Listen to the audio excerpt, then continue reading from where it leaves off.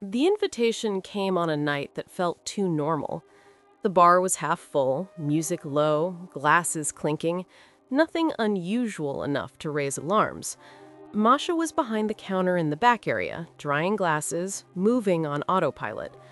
Max leaned against the doorway like he always did. "You ever leave this place?" he asked. She didn't look up. "I leave when I have to." "That's not what I asked." She set the glass down carefully. "I don't really go out," she said. He nodded, as if that confirmed something he already knew. "Well," he said, "maybe you should." That made her pause. She finally looked at him. "Why?" He shrugged. "Because you look like someone who forgot how." "How what?" "How to be anywhere else." She went back to drying the glass. "That's not a good idea." He didn't push right away. That was his thing. He planted ideas and let them sit. Later, when the bar was quieter, he tried again. "Come out with me tomorrow." She froze for half a second. "No," he smiled. "Didn't even let me finish." "You don't need to," she said. "It's not smart." "For who?" "For me." He studied her face, waiting for more. She didn't give it. "I can't. I shouldn't." Silence stretched between them. Then he said, softer this time, "You're not in prison." She looked at him sharply. "You don't know that." He didn't argue. "Just think about it," he said. 1 hour, public place. Nothing complicated." She shook her head. "No." And that should have been the end of it. But that night, lying on the narrow mattress in the office, Masha stared at the ceiling longer than usual. She thought about the way the walls closed in on her every day, the way time passed without leaving marks, the way her life had shrunk down to survival and silence. And she hated that it was working. She hated that she was still alive, but barely living. The next afternoon, Masha found Max stacking crates near the back entrance. "Tomorrow," she said. He looked up. "Tomorrow what?" 1 hour, she repeated.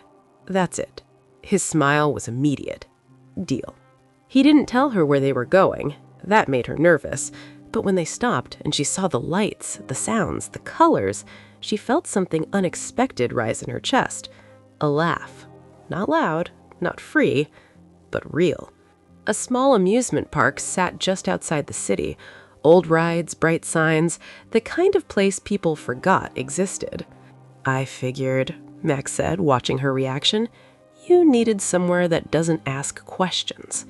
She didn't answer. Her eyes moved slowly, taking everything in. The spinning lights, the smell of sugar and oil, the sound of people screaming, not in fear, but joy. She hadn't been anywhere like this in years. They walked first.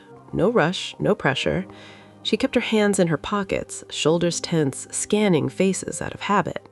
"You don't have to be on guard every second." "Yes, I do." He let that go. They stopped near a stand selling cotton candy. He bought one without asking and handed it to her.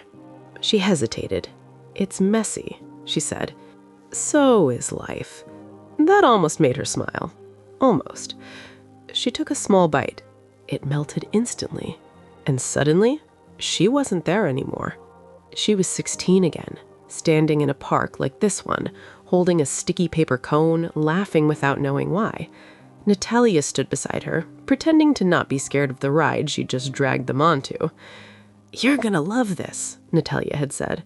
Masha remembered the sound of her voice, the warmth of her hand, the way she'd bent down to fix Masha's jacket before they ran toward the lights. Back then, Natalia was just there. Not a mother, not a mother, just someone who showed up. Masha swallowed hard. "You okay?" Max asked. She nodded quickly. "Yeah." But the past didn't let go so easily. They walked past the Ferris wheel. Her chest tightened. Natalia had taken pictures there. Bad ones, blurry ones she used to hate. She wished she had them now. They sat on a bench near the edge of the park. Max didn't speak. That surprised her. After a while, she said, "The first time I came to a place like this, I was a kid." He looked at her, waiting. "She brought me," Masha said. "Natalia."